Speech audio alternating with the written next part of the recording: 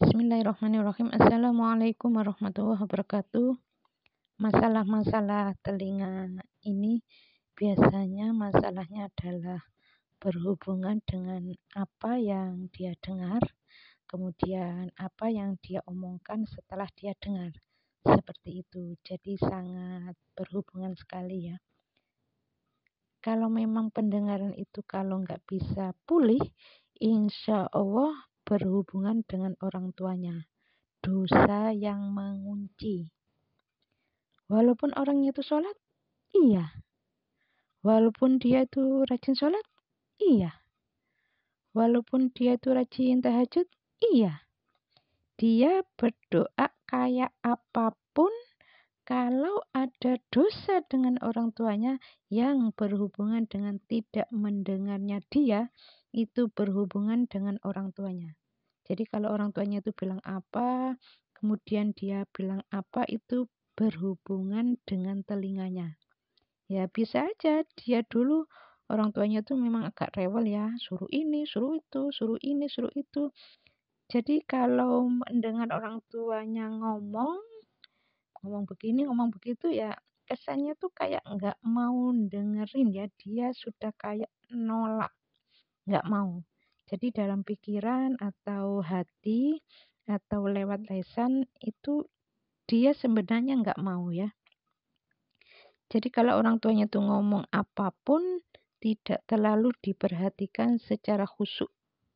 Nah itu bisa menjadi budek ya. Nah itu munculnya kapan? Kalau munculnya itu setelah dia punya suami atau istri, dan itu jelas sekali ya.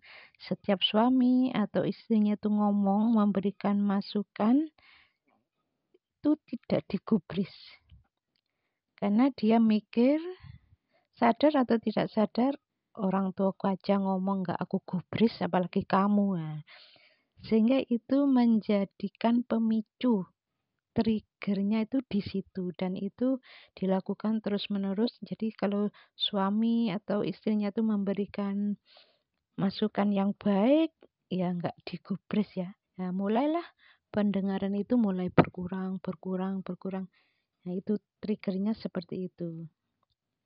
Nah, disitulah insya Allah itu memberikan jawaban bahwa orang yang sudah sholat pun yang muslim ya nggak bisa menyelesaikan itu. Karena apa? Karena ada akhlak yang kurang di hadapan Allah Ta'ala. Akhlak Rasul yang ditabrak oleh dia. Khususnya akhlak yang berhubungan dengan orang tuanya, yang berhubungan dengan telinganya. Kurang lebih seperti itu. Jadi penyakit apapun yang berhubungan dengan punya kesalahan terhadap orang tua itu memang agak sulit sembuhnya.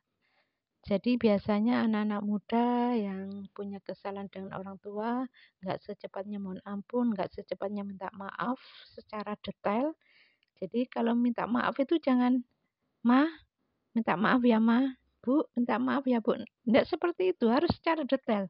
Dan itu dilakukan terus-menerus setiap habis sholat. Dan itu biasanya sampai 5 tahunan baru sembuh. Allah itu kan tahu ya isi hati manusia ini, dilihat nanti, oh anak ini masih ada manfaatnya. Tobat, beneran tobatnya, mohon ampun pada Allah, minta maaf pada orang tua. Ya akhirnya ya diberikan kesempatan hidup.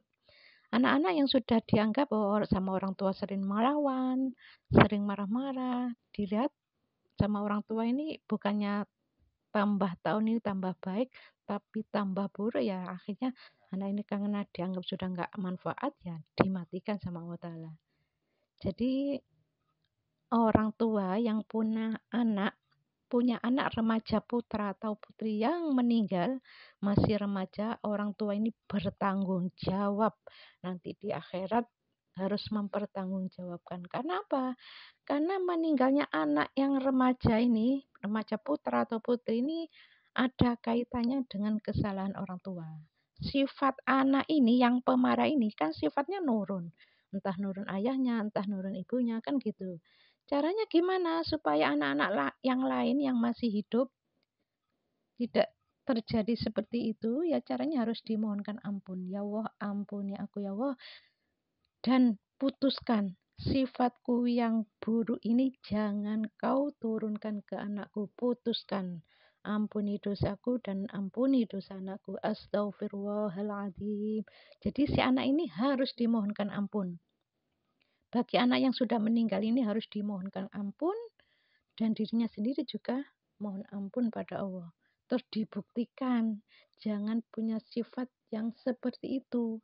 Kalau selama ini masih pemarah, ya dihilangkan, diganti. Nggak pemarah, sabar, nggak ngambekan. Nanti anak ini nurun. Jadi anak ini ngambekan, pemarah, dan lain sebagainya. Ini sifat-sifat yang kurang baik ini kan nurun ya. Nurun dari ayahnya atau ibunya.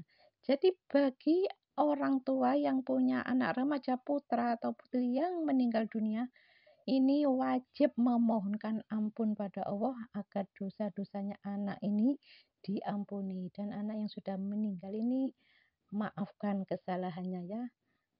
Dan nanti di akhirat orang tua ini bertanggung jawab. Oleh sebab itu, sebelum orang tuanya meninggal, harus mohon ampun pada Allah di titik kesalahannya, minta sama Allah agar sifat yang kurang baik ini jangan diturunkan ke anak. Putuskan ya Allah, sifat yang kurang baik ini jangan engkau turunkan ke anakku. Astaghfirullahaladzim. Astaghfirullahaladzim. Mohon ampun pada Allah dan dimohonkan ampun anaknya yang sudah meninggal. Bagi anak-anak yang lain yang masih hidup, ya harus diberitahu ya. Jadi ajarkan pada mereka akhlak Rasul, dan orang tua harus memberikan contoh yang baik. Kalau orang tuanya masih pemarah, ya anaknya ngikut. Ya, mudah-mudahan video ini ada manfaatnya ya. Assalamualaikum warahmatullahi wabarakatuh.